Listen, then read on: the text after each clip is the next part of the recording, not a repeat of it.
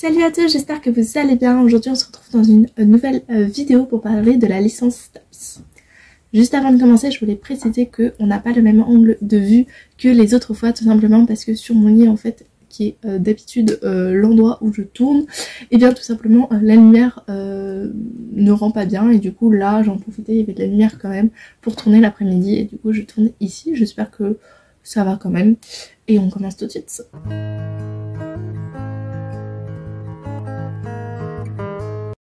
Bon courage terminal qui ont commencé à remplir leurs vœux Parcoursup. Ça doit être, c'est toujours des moments, enfin moi je me souviens c'était un moment assez stressant, enfin le plus stressant c'est de recevoir les résultats bien évidemment, mais bon quand même c'est un moment où il faut faire des choix, où il faut mettre des vœux, etc. Puis c'est quand même un travail en plus du bac qui est demandé aux étudiants et enfin aux élèves, et du coup bah voilà, je vous souhaite juste bon courage et puis on se met tout de suite dans cette vidéo, c'est parti. Donc tout d'abord, c'est quoi STAPS? STAPS, c'est les sciences et techniques des activités physiques et sportives. Donc c'est une licence qui se déroule du coup dans une université qui est accessible via Parcoursup. C'est une formation qui est fortement demandée. Il faut savoir que en faisant mes recherches, j'ai trouvé que en fait STAPS, avec Parcoursup, en fait ils avaient mis une sélection à l'entrée, ce qu'il n'y avait pas forcément avant. La sélection se faisait au fur et à mesure. Et du coup, visiblement ça a permis de diminuer le pourcentage de décrochage fortement, et aussi d'augmenter du coup la réussite. Voilà, donc c'est contestable ou non contestable de mettre une sélection à l'entrée alors qu'il y a des gens peut-être qui ne pourront pas rentrer alors qu'ils ont totalement les capacités, etc. C'est toujours un débat, mais voilà, juste pour mettre un cadre à cette formation. Donc au niveau de l'admission, il faut bien sûr être sportif, ou en tout cas il faut aimer pratiquer le sport, ça c'est sûr. Pas besoin d'être un très très grand sportif, puisque il est dit que je crois que c'est 8h à 10h par semaine de sport, enfin c'est déjà une grande quantité. Pour moi c'est déjà beaucoup de sport dans la semaine, mais ça représente quand même un tiers du programme, c'est-à-dire que les 2 tiers ne sont pas en rapport avec une activité sportive.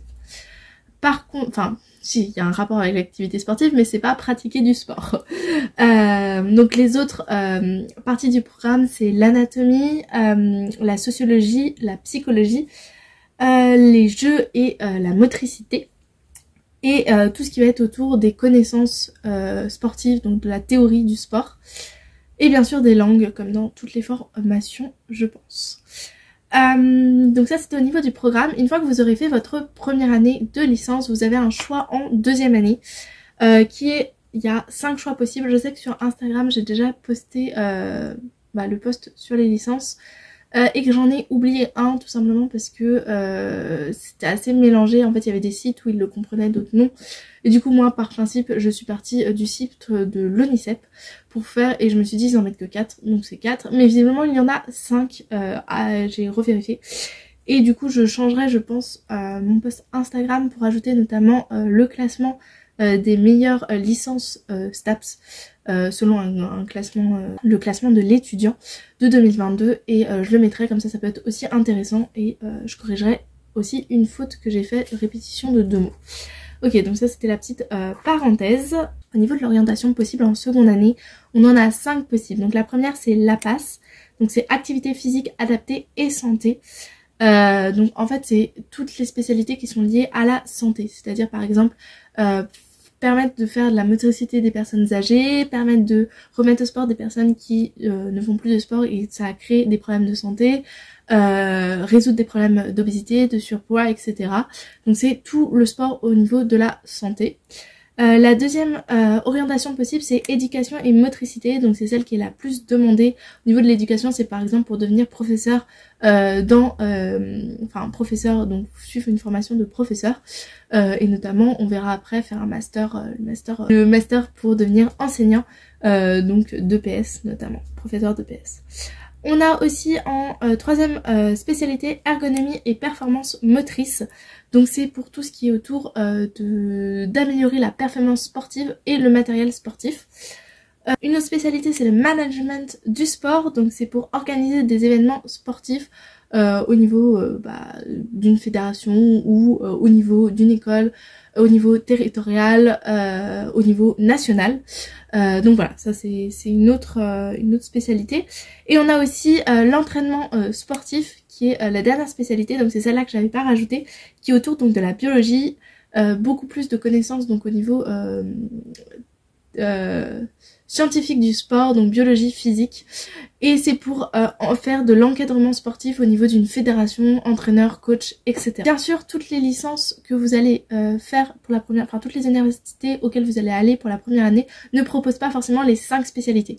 Donc c'est très important si vous vous inscrivez sur Parcoursup, si vous mettez des vœux, de savoir si la spécialité qui vous donne le plus envie ou les spécialités qui vous donnent le plus envie sont possibles derrière. Tout simplement parce que même si vous avez fait votre première licence là-bas et que vous vous dites bon bah c'est pas grave, il n'y a pas la spécialité que je veux, je vais aller dans une autre université, bah ça présente quand même une difficulté en plus puisque vous allez devoir reposer un dossier, changer de ville et puis surtout être accepté. C'est toujours plus facile d'être accepté dans l'université où vous avez commencé à faire vos études que dans une nouvelle université puisque vous compterez parmi les licences qui demandent à rentrer en L2.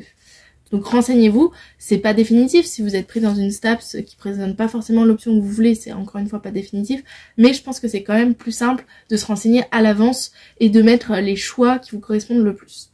Une fois que vous aurez fait vos années de licence, vous aurez 2 choix, soit vous continuez en master, donc vous continuez vos études pour pouvoir avoir un autre diplôme, soit vous sortez de STAPS et vous faites votre métier. Donc la MEEF, je crois qu'on appelle ça la MIF, donc c'est le master pour passer le concours d'enseignant et pour devenir notamment prof d'EPS.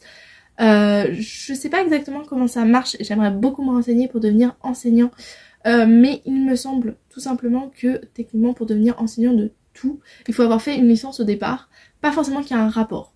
Donc est-ce que par exemple en ayant fait une licence STAPS où il y a quand même de la physique et de la biologie, où vous pouvez devenir professeur en biologie, peut-être que c'est possible. À se renseigner, bien sûr, il y aura des choses que vous devrez apprendre en plus, comme par exemple toute la partie géologie ou la partie biologie qui n'est pas enseignée en STAPS, mais je pense que c'est potentiellement possible. Ça, c'était la première chose. La deuxième chose, c'est continuer tout simplement en Master STAPS, puisqu'il existe un Master STAPS pour faire du management du sport, de l'ingénierie et de l'ergonomie du sport. Donc c'est possible. Au niveau des concours que vous pouvez passer après une licence STAPS, vous pouvez passer le concours conseiller territorial des activités sportives et le concours des professeurs EPS de la ville de Paris. Bien sûr, quand je dis juste après, c'est pas exactement juste après. Pour passer ces concours, il faut avoir une préparation qui demande donc peut-être un master ou peut-être une autre préparation. Après STAPS, vous pouvez donc faire plusieurs métiers. Vous pouvez être entraîneur, préparateur physique, coach sportif, éducateur spécialité d'activité physique ou maître nageur. Donc ça, c'est des idées qui sont juste après STAPS sans avoir fait un master derrière. Bien sûr, il existe d'autres, c'est une liste non exhaustive. Donc si vous avez envie de directement après STAPS faire votre métier, c'est possible. Bien sûr, en ayant fait un master, ça vous ouvre plus de portes. C'est toujours le cas quand vous faites plus d'études, si vous continuez après la licence. Donc ça c'était pour les points de la licence même. Maintenant je voulais juste vous parler de l'ambiance en université. J'en ai pas mal parlé dans plusieurs vidéos, dont notamment une vidéo qui je pense illustre bien ça, c'est la différence entre BTS et IUT. Donc la différence entre quelque chose qui se passe dans un lycée, dans la continuité du lycée, et l'autre qui se passe à l'université. C'est deux manières de travailler qui sont assez opposées, et du coup je voulais revenir sur la manière de travailler à l'université. Il faut savoir que vous allez voir la marche entre le lycée et l'université. Tout simplement, il y a quelque chose qui est prôné à l'université, qui est mis en avant, c'est l'autonomie. La manière de pouvoir travailler soi-même, de pouvoir s'organiser soi-même, de pouvoir s'organiser aussi soi-même pour son orientation. Donc l'autonomie, c'est pas seulement savoir travailler seul, c'est savoir aussi s'organiser, savoir se dire par exemple j'ai mes partiels dans une semaine, il faut que je commence enfin pas dans une semaine, dans 2 mois par exemple, mais il faut que je commence à bosser maintenant, que je mette mon organisation en point dès maintenant pour pouvoir passer les meilleurs partiels. Bien sûr, il y aura toujours des gens qui arriveront à s'organiser à la dernière minute. Moi je vous le conseille pas personnellement, ça a jamais marché avec moi. Ça peut marcher avec vous, mais c'est un risque que vous prenez, je pense. Et même, quand bien même vous arrivez la dernière semaine et vous devez travailler vos partiels, il vous faut une certaine organisation pour arriver à passer tous vos partiels justement avec des notes suffisamment élevées pour pouvoir passer ensuite la 2e année et puis ensuite la 3e année. Donc pour ça, il y a une certaine organisation qui est nécessaire.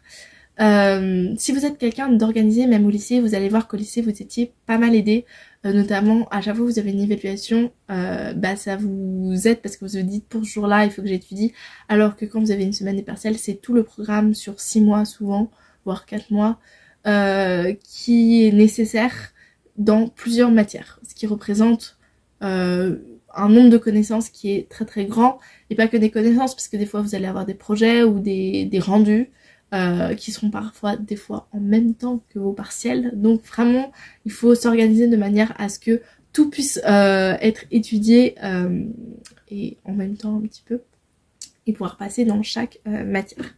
La deuxième chose, c'est que vous allez ne plus avoir une classe, et ça peut changer aussi. Vous allez avoir des promotions, donc certes vous connaîtrez un certain nombre de personnes qui vont suivre donc la même année que vous, mais des fois les promotions elles peuvent aller jusqu'à 200 personnes il me semble, donc vous connaîtrez pas tout le monde et vous allez vous retrouver dans des amphis, plus dans des classes de 35 où le prof va regarder à peu près si vous suivez. Dans un amphi le prof il fait son cours, limite il y en a ils veulent pas de questions, les questions c'est en TD, et du coup faut que vous soyez là et que vous soyez attentive et que vous vous disiez il faut que je sois attentive parce que je vais gagner du temps déjà sur mes révisions, et puis il y a certaines choses, des fois les profs vous donnent pas forcément les diapos à la fin, des fois ils vous donnent que les diapos mais tout n'était pas écrit dessus, et du coup il y a une certaine organisation à avoir. Des fois vous pourrez vous aider bien sûr de vos camarades qui vous donneront les cours, mais pas forcément tout le temps, et donc voilà, ça demande aussi une certaine présence et organisation. Et aussi vous dire je dois aller en cours, parce que pareil quand vous arrivez, alors ça dépend des TD, les TD parfois il y a une présence qui est obligatoire, pareil je pense pour les activités sportives, ce qui peut, donc c'est des travaux plutôt pratiques, je vais l'assimiler au TP, il y a une obligation de présence tout simplement parce que vous êtes noté sur aussi la présence, la motivation que vous allez y mettre. Mais dans les cours magistraux que vous allez avoir, personne va vous dire faut que vous vous asseyez là, faut que vous écoutiez, etc. Il faut que vous veniez. Il y a personne qui va noter cette personne était présente ce jour-ci. Encore une fois, ça peut dépendre des professeurs, mais dans la majorité des cas, un prof qui fait son cours magistral, il en a, que vous soyez là ou pas, il sera payé quand même. Globalement, bien sûr, si tous les élèves désertent, peut-être qu'il aurait un petit problème avec la direction, mais globalement, que vous soyez là ou pas, ça revient au même. Donc il y a aussi cet effet-là de il faut que moi-même je me gère et que je me dise il faut que je vienne et que je sois attentive en cours. Après, si vous arrivez à ne pas aller du tout en cours et passer vos épreuves, tant mieux pour vous. Encore une fois, il y a des gens qui sont souvent pas présents en cours magistral et qui passent très bien leurs épreuves, donc tant mieux pour eux. Moi ça marcherait pas non plus. Et il y a aussi la notion de quelque chose que je n'avais pas trop conscience au lycée, c'est que se connaître soi-même et connaître ses limites au niveau de l'organisation. Encore une fois, quand vous avez des contrôles toutes les semaines, vous savez quand vous allez réviser, vous avez un certain type d'organisation peut-être, ou parfois même pas, parfois si c'est que sur un cours, vous pouvez réviser la veille, vous aurez une note peut-être pas excellente, mais correcte. En revanche, quand vous arrivez à votre partiel, il y a le fait que vous allez avoir un trop plein. Vous pouvez pas passer, réduire votre temps où vous dormez pour pouvoir vous réviser plus, réduire le fait d'aller vous doucher ou votre hygiène, voilà. Vous pouvez pas réduire notamment votre temps où vous allez manger, donc il y a un moment il va vous manquer du temps. C'est pour ça qu'il faut commencer à réviser avant. Et connaître aussi son cerveau. Si vous révisez de 8h à 18h sans pause, sans manger, etc. Enfin, peut-être même en mangeant, même 8h, 18h, ça fait une journée qui est beaucoup trop longue et vous allez voir que vous allez retenir beaucoup moins d'informations. Donc ça aussi c'est une notion de se connaître et savoir comment vous allez bosser et qu'est-ce qui marche avec vous, qu'est-ce qui marche pas. Il y a des trucs qui peuvent marcher, il y a des trucs qui peuvent ne pas marcher. Moi je sais que par exemple faire une fiche la semaine juste après avoir eu le cours, ça m'aide à revoir un petit peu mon cours et à surtout me préparer pour le partiel, puisque après quand je vais le reprendre j'aurai déjà une vision. Sinon ça il faut que je le fasse à la dernière minute et pareil ça marche pas. Par contre je sais que si je commence à apprendre mon cours 2 mois avant, en me disant bon bah j'ai 50 diapos à apprendre par cours et que j'en ai 13 ou un truc comme ça me fait trop de temps, bah je vais commencer à apprendre par exemple 2 mois avant. Je sais qu'avec moi ça marche pas, parce que si le partiel est pas dans 1 mois, bah mon cerveau il me dit non c'est bon, c'est pas la peine, et les informations ne rentrent pas. Voilà, donc c'est se connaître les techniques qu'on va mettre en place. Alors peut-être que le premier mois vous aurez du mal, tout simplement parce que vous n'avez pas l'habitude, c'est quelque chose qui se prend, vous saurez pas très bien, vous connaîtrez pas très bien, vous saurez pas si telle ou telle chose marche avec vous ou telle chose ne marche pas, et c'est un peu ce qui est difficile la première année, c'est savoir s'organiser et savoir se connaître. Alors, essayer la dernière année de terminale, c'est pas une bonne idée. Si vous avez déjà une bonne organisation au lycée, ça risque de pas trop poser de problème, mais vous allez devoir de toute manière adapter votre organisation. Mais si vous êtes par exemple en seconde ou même avant, bon je pense pas que vous regardiez des vidéos d'orientation si vous êtes avant la seconde, mais c'est possible, et bien pensez à mettre en place une organisation. Si vous êtes en première aussi, c'est toujours le temps. Je pense terminale, là ça commence à être un petit peu juste pour décider de changer son organisation, de tester des choses. Concentrez-vous sur votre bac et Parcoursup et ce sera déjà beaucoup. Mais voilà, l'organisation c'est quand même quelque chose qui je pense à l'université est très très importante. Beaucoup plus d'ailleurs que dans d'autres formations. Je pense que c'est un petit peu le piège de l'université, ça va être l'autonomie et le fait de se connaître, savoir s'organiser, etc. Alors juste pour finir, je vais vous mettre là le visuel des meilleures universités pour la licence STAPS, donc les meilleures licences STAPS, classement de l'étudiant de 2022. Donc n'hésitez pas à jeter un œil aussi à mon Instagram où toute la vidéo est résumée.